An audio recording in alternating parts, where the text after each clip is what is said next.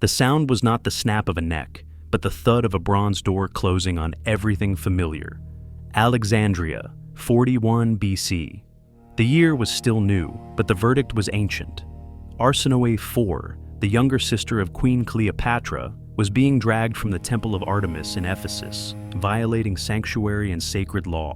She was 18, a former queen herself, a defeated rival in the Alexandrian War, and now a living trophy. The soldier, a grim, efficient tool of Mark Antony, did not look at her face. He looked only at the golden serpent bracelet coiled around her left wrist, a Ptolemaic symbol she refused to remove. It was the only flash of Egypt the Roman world would ever see again. Antony had a clear order from Cleopatra: bring her back or silence her. But the fate waiting for Arsinoë was a third, colder option. Why did Cleopatra need her sister not just dead, but unseen? And what evidence of Arsinoë's existence did the victor seek to destroy? Sometimes, the worst fate is to be unmade. If you enjoy these dark histories, the quiet cruelties written in forgotten stone, leave a like and subscribe and comment below where you're listening from. And now, back to the story. The path from the sanctity of the Ephesian temple was not to a Roman cage, but to an exile that was a form of living death. Arsinoë was taken not to Rome, but deep into the Roman East, a world of shifting provincial control. The institutional control began immediately, a slow, methodical scrubbing of identity.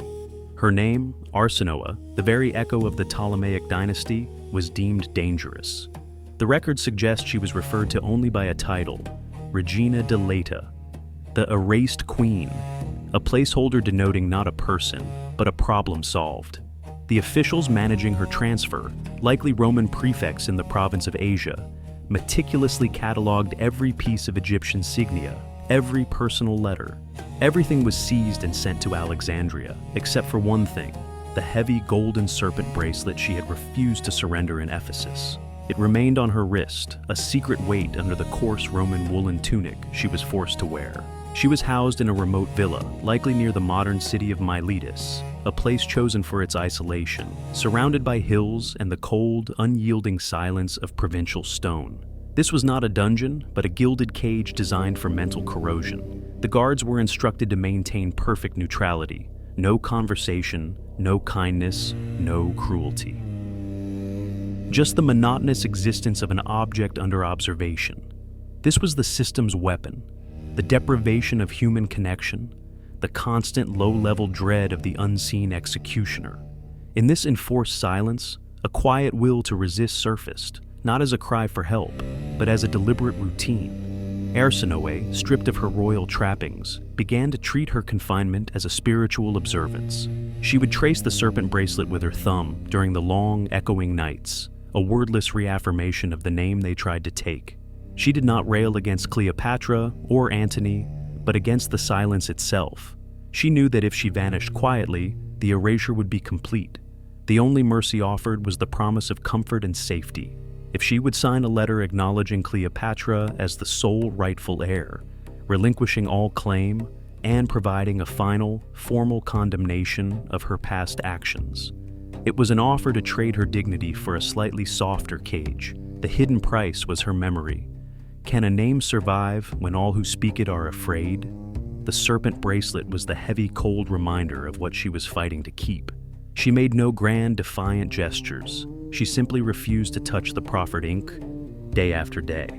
The stone villa remained silent, the Roman guards perfectly still. The battle was fought inside, against the corrosive pressure of being forgotten while still alive. Silence does not always mean consent. The condition was finally stated openly, not by Cleopatra's messenger, but by a chillingly precise Roman prefect sent from Asia Minor. He arrived with scrolls, sealing the villa for days. His voice was flat, devoid of passion, listing the options in the cold light of the central courtyard. The condition was stark: convert, comply, versus vanish, suffer. She was to sign the prepared document, a formal renunciation of her royal lineage and a pledge of fealty to Cleopatra, confirming the sole, unchallenged rule of the seventh Cleopatra. Compliance meant a life of quiet, funded luxury in a supervised location. a royal ghost given gold.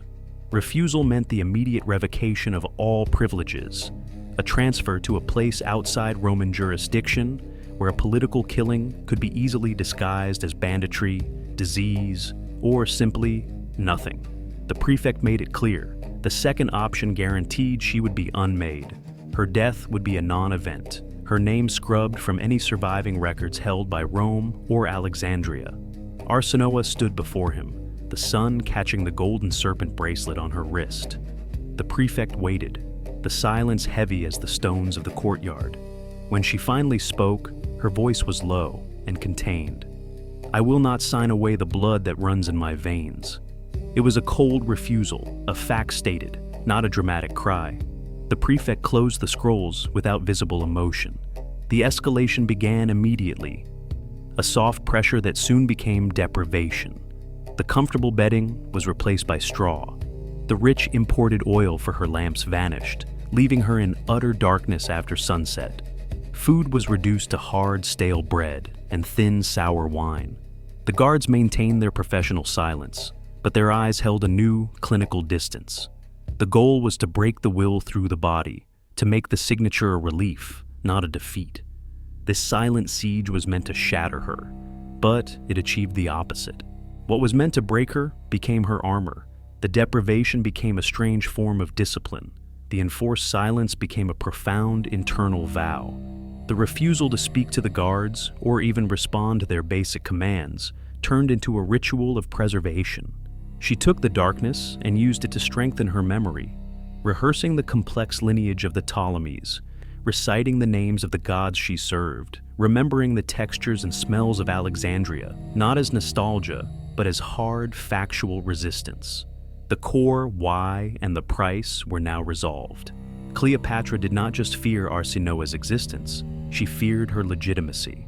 Arsinoë was the last true, full-blooded sibling, a rival queen crowned by Rome itself during the war. Her existence, even in exile, was a magnet for dissent. The price of Cleopatra's unchallenged rule was the absolute total erasure of her sister's reality. Antony, needing Cleopatra's favor, and Egypt's grain provided the surgical tool. Roman efficiency applied to historical deletion. If a life makes no sound, did it ever truly happen? Arsinoë knew that if she starved, the story they would record was of a compliant, broken woman who died of natural causes. Her only weapon was her memory and her enduring silent refusal to let the serpent bracelet leave her wrist. It was a tangible link to a world they tried to make illegal.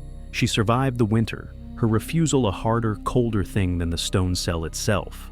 She survived for years, until the year 41 BC became 40 BC, then 39 BC. The silence was her tomb, but also her sanctuary. Refusal is the final act of ownership. The hidden place was not a grand monument, but a common, unmarked grave cut into the rock near Ephesus itself, decades after her death.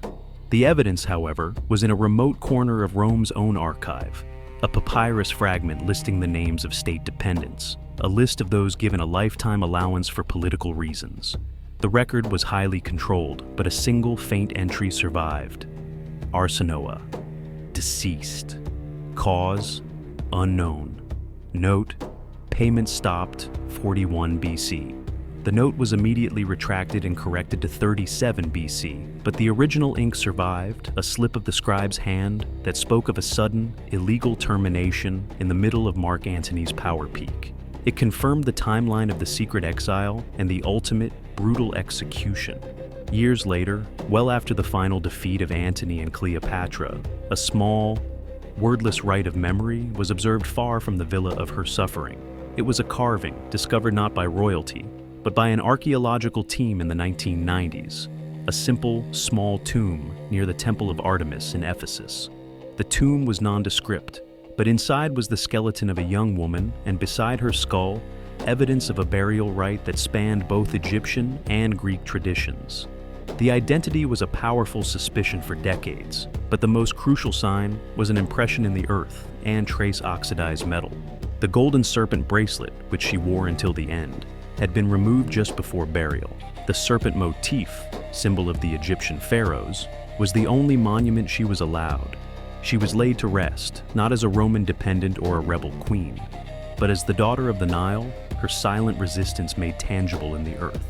The hidden truth revealed by the evidence was this. Arsinoë was murdered by a direct order from Mark Antony, acting on behalf of Cleopatra in 41 BC, years before the conventional historical accounts of her later death. Antony, in his ruthlessness, did not just kill her. He ordered her execution to be scrubbed from all public record. When power tries to hide a truth, the earth may still keep the secret. The ultimate horror of Arsinoë's fate was not the physical death, which was swift, but the calculated, institutional attempt to erase her personhood before the execution. They forced her to live for months under the threat of being unwritten, of having no tomb, no name, and no memory. She was intended to vanish into the bureaucracy of Rome, leaving no trace for Egypt or history to recall. The skeleton in Ephesus provided the silent testimony. Her bones, analyzed through modern science, tell the final chapter of the story Egypt tried to erase. A woman who suffered deprivation, but held on to her core identity until the end.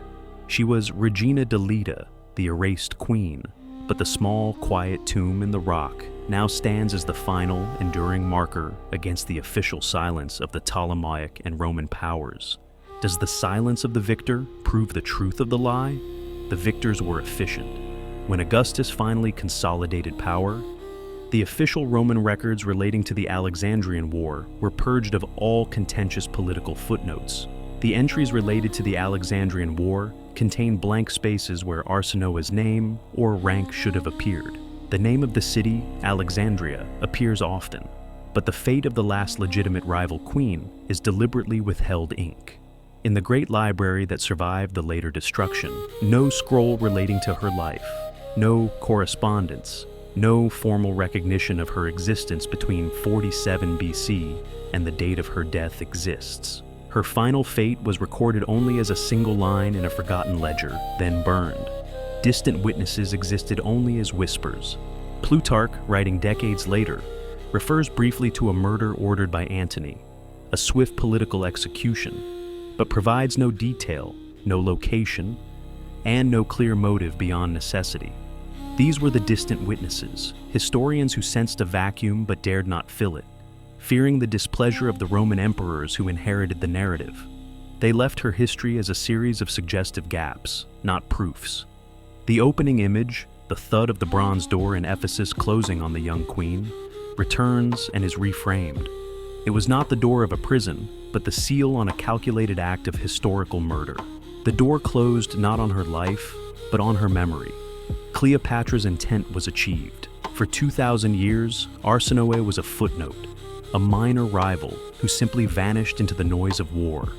Only the single persistent motif, the golden serpent bracelet, survived, a silent, defiant coil of gold found decades later, near the bones of the woman who refused to be unmade.